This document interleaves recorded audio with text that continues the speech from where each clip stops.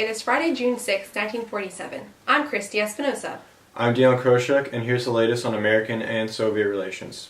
The Marshall Plan was crafted and named after the U.S. Secretary of State George C. Marshall. The Marshall Plan is helping Western Europe recover after World War II. It has provided over $15 billion to help finance rebuilding in these areas. Overall, the Marshall Plan is a 4-year plan in which the U.S. will help reconstruct cities, infrastructures, and heavily impacted areas from World War II. Another part of the plan includes reducing trade barriers among European nations, as well as increased commerce between these countries and the U.S. Additionally, the Marshall Plan wants to help stop the spread of communism within Western Europe. As of now, some European countries, such as Italy and France, are struggling to keep communist parties from spreading. The Marshall Plan should help bolster these economies and, as a result, halt the spread of communist parties.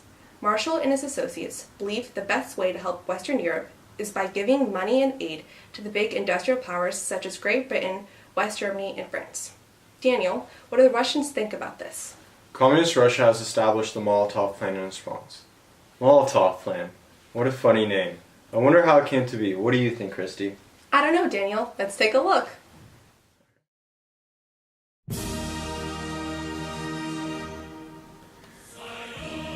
Да, американские хотят Marshall Plan сделать. Сейчас я им покажу. Что за Marshall Plan? Я не понимаю. Я должен сам себе что-то сделать. Давай, прикол какой-то.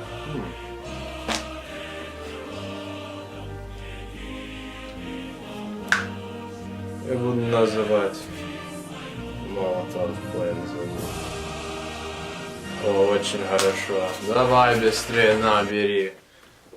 Back to the Molotov Plan. This is a clear objection of the Marshall Plan, which we all saw coming, as the U.S. made terms on which the USSR would not agree on, one of which consisted of stopping the spread of communism.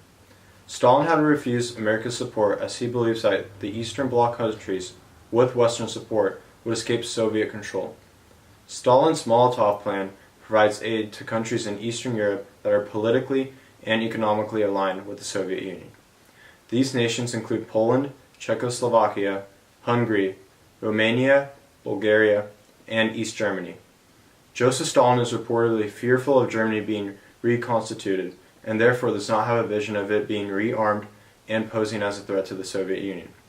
The Molotov Plan was later expanded to establish the Comcon, or the Council of Mutual Economic Assistance, to create an economic alliance of socialist countries. This aid allows European countries to stop relying on American aid, and it allows the Molotov Plan to recognize their trade to the USSR instead. The Marshall Plan gave rise to one of the fastest periods of economic growth in European history. From 1948 to 1952, agricultural production skyrocketed past pre-war levels, and industrial production rose by 35%.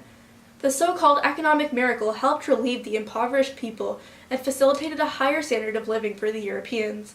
The Marshall Plan played a significant role in initiating the European economic rebound after World War II. Most importantly, though, it strengthened Western European states and prevented against the spread of communist parties in those nations. While the Marshall Plan provided far-reaching economic aid to European democracies, the Molotov Plan was more of a symbolic gesture by the Soviet Union. The refusal to accept aid from the Marshall Plan or allow any satellite states to do so portrayed the Soviet Union's unrelenting grip on their satellite states and their commitment to pursuing economic policies without having to depend on the United States. And remember to keep an eye out for communists. If someone talks about communism, they could be communist. If someone doesn't talk about communism, they could also be a communist.